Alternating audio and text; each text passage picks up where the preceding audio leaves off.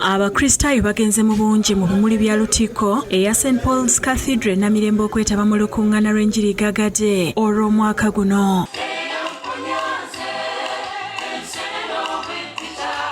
Lwetabiddwako omulabirizi w'e Namirembe Moses Banja, omulabirizi owa North Kigezi Onesmus Asimwe era nga yabadde omubuulizi omukolo okwosaako Reverend Samuel Muwonge akulira ekitongole ekibuulizi ky'enjiri mu bulabirizi buno, ababaka ba Paalamenti n'abaweereza abalala.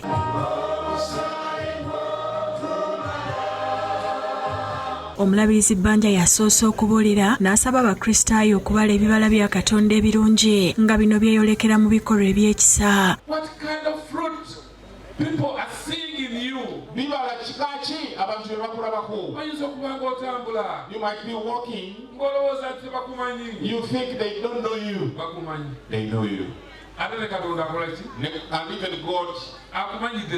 knows you very well. Iyo omulabirizi Asiimwe alaze obwennyamivu olw'ebikolwa eby'obuli bw'enguzi ebifumbekedde mu ggwanga ku buli mutendera n'asaba Katonda okukwata ku mitima gy'abantu.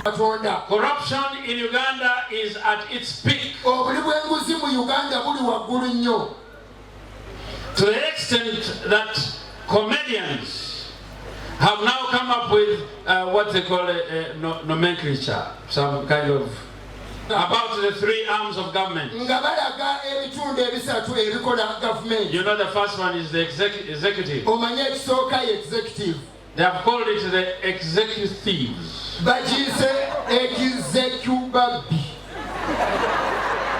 Legislators have now been called the legislators. And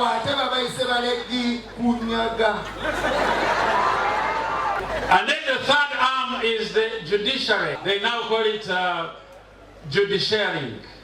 Judiciary. Download the app on App Store or Google Play Store now. Vision Digital Experience, the future of media.